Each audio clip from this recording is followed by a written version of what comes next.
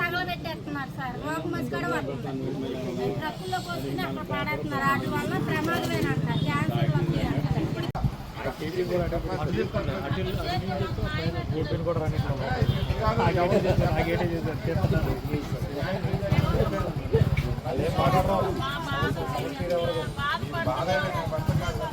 చిన్న పిల్లలు వేసుకొని ఉంటాం సార్. మమ్మల్ని ఇంట్లో కూడా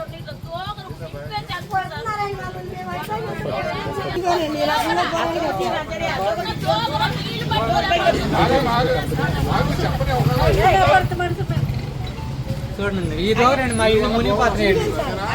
మా ఇదే రకంగా మా ఇల్లు మునిగిపోతున్నాయి.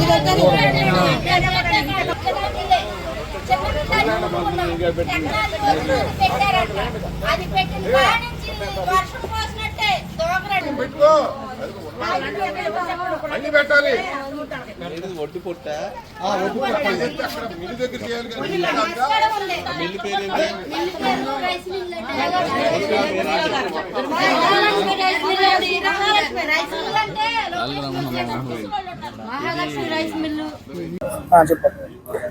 మాకు ఆ మిల్లు కట్టిన దాని గురించి ఇబ్బందులు పాలవుతున్నామండి. మేము ఇద్దరుగా చనిపోగా ఇద్దరు పేషెంట్లు కూడా ఉన్నారు.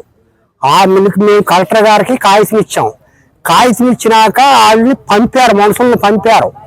పంపిన వచ్చి చూసి ఎమ్మరితో షీలు వేస్తామని అన్న దాన్ని షీలు వేయకోకుండా మేము మాట్లాడతాములేమని అని చెప్పి వచ్చేసారండి. మాకు పరిష్కారం అవ్వలేదు.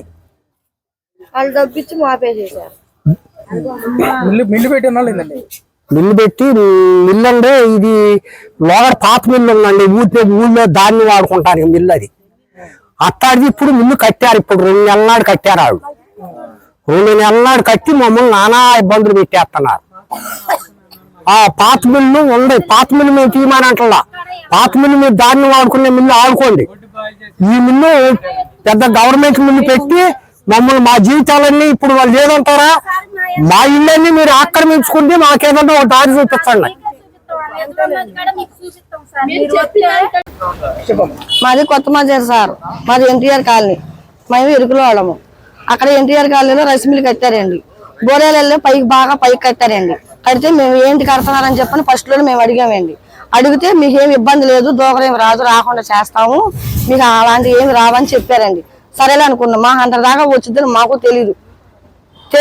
తెలిపోయేటప్పటికి మేము వెళ్ళి మళ్ళీ అడిగామండి. అడిగితే మేము ఆఫ్ చేసేస్తామన్నారు. ఊళ్ళో ప్రెసిడెంట్ కూడా తీసుకొచ్చామండి. ఆయన కూడా ఏం సమాధానం చెప్పట్లేదు. ఆయన కూడా దాన్ని పట్టే మాట్లాడుతున్నారు. వాళ్ళ పట్టే మాట్లాడుతుంటే మేము పంచాయతీలో కాగితం ఇచ్చామండి. తీసి పక్కన పడేశారు. మళ్ళీ వెళ్ళామండి. మళ్ళీ అదే పని చేశారు. మళ్ళీ నిన్న కాకుండా మొన్న మళ్ళీ పంచాయతీలు ఇచ్చాం. అట్లాగే చేస్తున్నారు కానీ మళ్ళీ ఏమి రిపేర్ చేయట్లేదు. చేయపోయేటప్పుడు ఇక్కడికి వచ్చామండి. కలెక్టర్ ఆఫీస్ కాడికి వచ్చాం. వచ్చిన తర్వాత డేట్ ఇచ్చారు. డేట్ ప్రకారంగా కాదన్నారు. మళ్ళీ వచ్చారు మా దగ్గరికి. ఇంక్వైరీ చెప్తాకని వచ్చారు. వచ్చిన తర్వాత మా దగ్గరికి వచ్చి మొత్తం ఆ దోకరని పిల్ల జల్లని అందరూ చూశారు. మీ పరిస్థితి బాగాలేదమ్మా, మేము మాట్లాడతాము, సీల్ వేసేస్తామని చెప్పని ఇక్కడ అన్నారు. అక్కడ కూడా అన్నారండి. అక్కడ అన్న తర్వాత వాళ్ళ దగ్గరికి వెళ్ళిన తర్వాత లోపలికి వెళ్ళి ఏం చెప్పారో మాకైతే తెలియదు. అక్కడి నుంచి వచ్చినాక 100%లో 10% వచ్చింది. అదేమనంటే మీరు అన్నం కూరలో వండుకుంటున్నారు, వాటి మీద ఫుడ్ మీద ఏమి పడుకోకుండా ఉంటుందా, అదైతే మీరు తినకుండా ఉంటారా, అలాగే పడిద్ది, ఏం చేస్తాం మేమైతే ఆపలేమని చెప్పి నన్ను అంటున్నారు సార్. అయ్యేటప్పటికి వీళ్ళ నాన్నగారు ఇద్దరు వచ్చి సారా వెంకటేశ్వర చచ్చిపోయాడండి. చచ్చిపోతే వీళ్ళకి కట్ట బియ్యం ఇచ్చారు. 1000 రూపాయలు ఇచ్చారు. ఇస్తే వాళ్ళ దగ్గర బియ్యము కూరలు అన్ని తిని మీరు వాళ్ళ మీద రెస్పాండ్ అవుతారా మీరు అని చెప్పని వాళ్ళ దగ్గర పనిచేసే వాచ్మెన్ తో ఈ అమ్మాయిని కొట్టించాడు.